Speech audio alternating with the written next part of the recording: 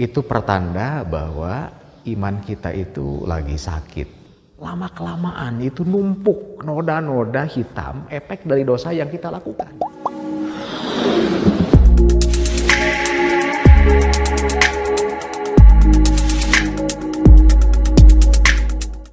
Alhamdulillahilladzi arsala rasulahu bil huda wa dinil haqq liyudhhirahu 'ala dini kulli wa kafa billahi syahida.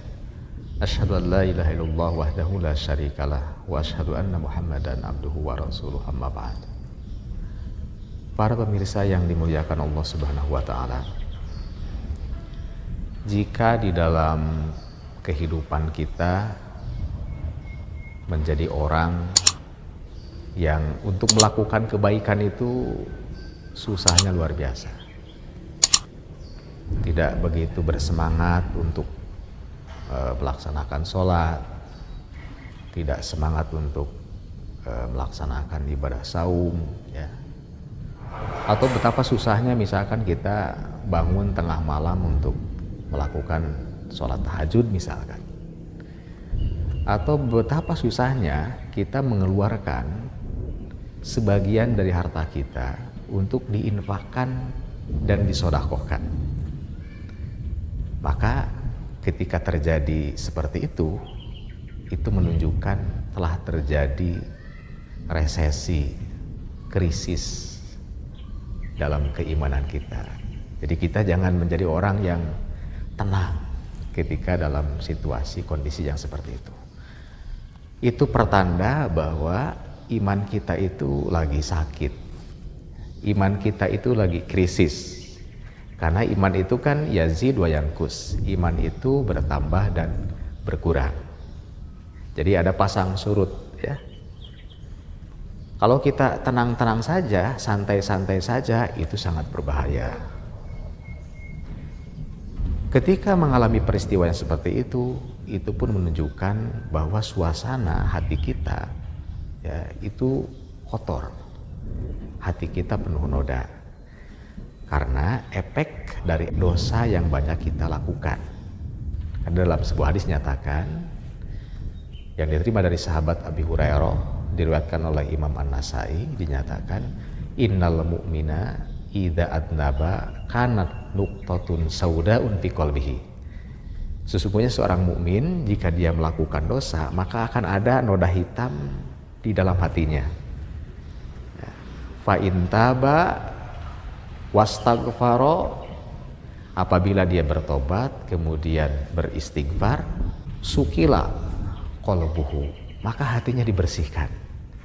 Jadi kalau mengalami peristiwa yang seperti tadi, maka kita harus segeralah banyak beristighfar. Banyaklah memohon ampun kepada Allah Subhanahu wa taala. Kenapa? Karena iman kita lagi memble. Iman kita lagi krisis. Kalau iman kita lagi krisis dibiarkan, maka khawatir lama-kelamaan itu numpuk noda-noda hitam, efek dari dosa yang kita lakukan. Kalau sudah terlalu banyak, maka digambarkan di dalam Quran surat Al-Baqarah ayat 74 misalkan, ada orang yang summa qasat qulubukum mim ba'di dzalik fahiya kal hijarah au asyaddu qaswa. Kemudian mengeraslah hati kalian seperti batu, bahkan lebih keras daripada batu. Kalau hati sudah mengeras, itu susahnya minta ampun, susah dilunakkan. Digambarkan dalam ayat itu, sekeras apapun batu, wa inna minal hijarati lama yatafajjaru minhul anhar. Di atas batu itu bisa mengalir sungai yang jernih. Wa inna minha lama yashaqqaqu fayakhruju minhul lama. Sekeras apapun batu, batu bisa belah, keluarlah menetes air dari batu itu. Wa inna minha lama yahbitu min khasyatillah. Sekeras apapun batu, batu bisa jatuh karena dia takut kepada Allah.